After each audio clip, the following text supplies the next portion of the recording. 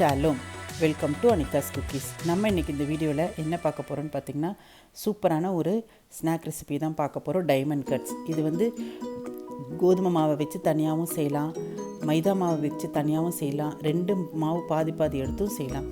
வாங்க எப்படி செய்கிறதுன்னு பார்க்கலாம். அதுக்கு 1 கப் கோதுமை மாவு, 1 கப் மைதா மாவு எடுத்துக்கணும். அதில் கொஞ்சமாக பெருங்காயத்தூள், தேவைக்கு தகுந்த அளவு உப்பு,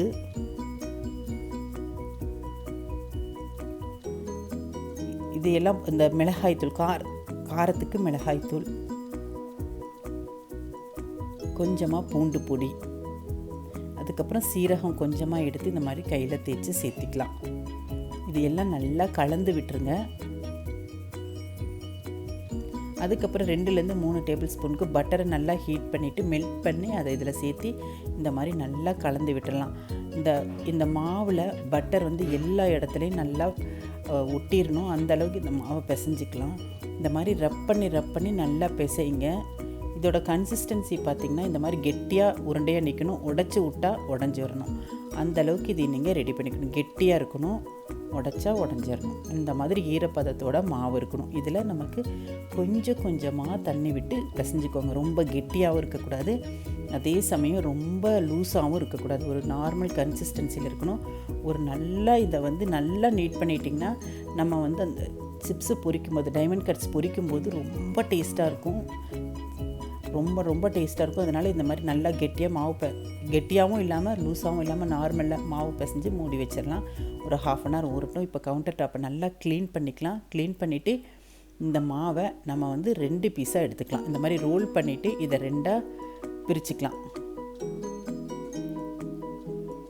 இந்த மாதிரி 2ஆக பிரிச்சுட்டு ஒரு பீஸை தனியாக வச்சுக்கலாம். இப்போ 1 மாத்திரம் எடுத்து இந்த மாதிரி ஃபஸ்ட்டு கவுண்டர் டாப்பில் போட்டு நல்லா தட்டி விட்டுக்கோங்க. எவ்வளோக்கு எவ்வளோ உங்களால் சன்னமாக திரட்ட முடியுமோ அந்த அளவுக்கு சன்னமாக திரட்டிக்கோங்க. இது எந்த ஷேப்பில் இருந்தாலும் பரவாயில்ல, நம்ம ஃபுல்லாக திரட்டிக்கலாம். இந்த மாதிரி ஃபுல்லாக திரட்டிக்கோங்க.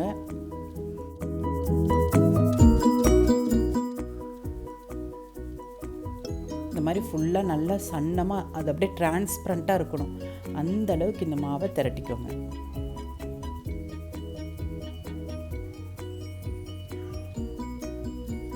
இந்த மாதிரி நல்லா திரட்டிக்கணும். உங்களுக்கு பார்க்கும்போதே தெரியும். இந்த மாதிரி திரட்டினதுக்கு அப்புறமா இந்த மாதிரி டைமண்ட் கட் பண்ணுற கட்டர் விற்கிது. இந்த கட்டர் இல்லைன்னா நீங்கள் கத்தியில் கூட எடுத்து இந்த மாதிரி கட் பண்ணிக்கலாம். இந்த மாதிரி ஸ்ட்ரெயிட் லைன் போட்டுக்கோங்க ஃபஸ்ட்டு. அதுக்கப்புறம் அதை அப்படியே கிராஸாக கட் பண்ணிவிட்டு வந்துடலாம். இந்த மாதிரி கிராஸாக நம்ம கட் பண்ணி இந்த மாதிரி டேர் ஆகும். ஆனால் அதை பற்றி உரி பண்ணாமல் நீங்கள் கட் பண்ணிகிட்டே இருங்க.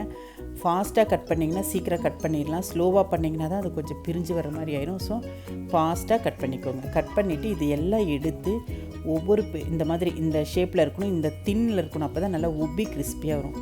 இப்போ நம்ம இது எல்லாம் எடுத்து ஒரு பிளேட்டில் தனியாக செப்பரேட்டாக வச்சுக்கலாம். இந்த டைமில் நான் அடுப்பில் ஆயிலை வச்சு நல்லா ஹீட் பண்ணிகிட்ருக்கேன். இப்போ பாருங்கள், இந்த மாதிரி நல்லா தனியாக செப்பரேட்டாக எடுத்து வச்சுக்கலாம். எடுத்து வச்சதுக்கு அப்புறமா நம்ம ஆயிலில் ஃப்ரை பண்ணிக்கலாம்.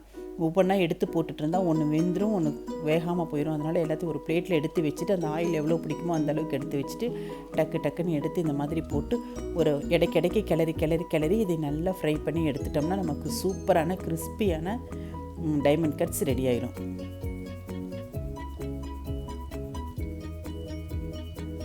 இந்த மாதிரி திருப்பி விடுங்க. சூப்பரான டைமண்ட் கட்ஸ் வந்து நமக்கு இப்போ ரெடி ஆயிரும்.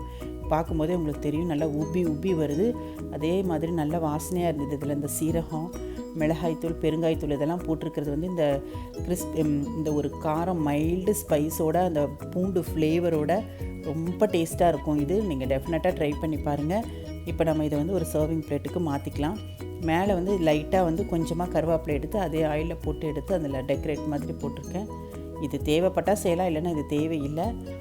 இப்போ பார்த்திங்கன்னா சூப்பரான டைமண்ட் கட்ஸ் நமக்கு ரெடி ஆகிடுச்சு. இது டீ டைம் ஸ்நாக்காக சாப்பிடலாம்.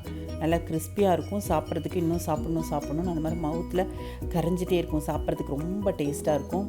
நாங்கள் குழந்தைங்க விரும்பி சாப்பிட்டோம். இது ஒரு நல்ல டீ டைம் ஸ்நாக். இதே மாதிரி நீங்களும் உங்கள் வீட்டில் இருக்கிறவங்களுக்கு செஞ்சு கொடுத்து சாப்பிட்டு சந்தோஷமாக என்ஜாய் பண்ணுங்கள். இந்த வீடியோ பிடிச்சிருக்குன்னு நினைக்கிறேன், ரெசிபி பிடிச்சிருக்குன்னு நினைக்கிறேன். லைக் பண்ணி சப்போர்ட் பண்ணுங்கள், கமெண்ட் பண்ணுங்கள். தேங்க்ஸ் ஃபார் வாட்சிங் திஸ் வீடியோ. தேங்க்யூ.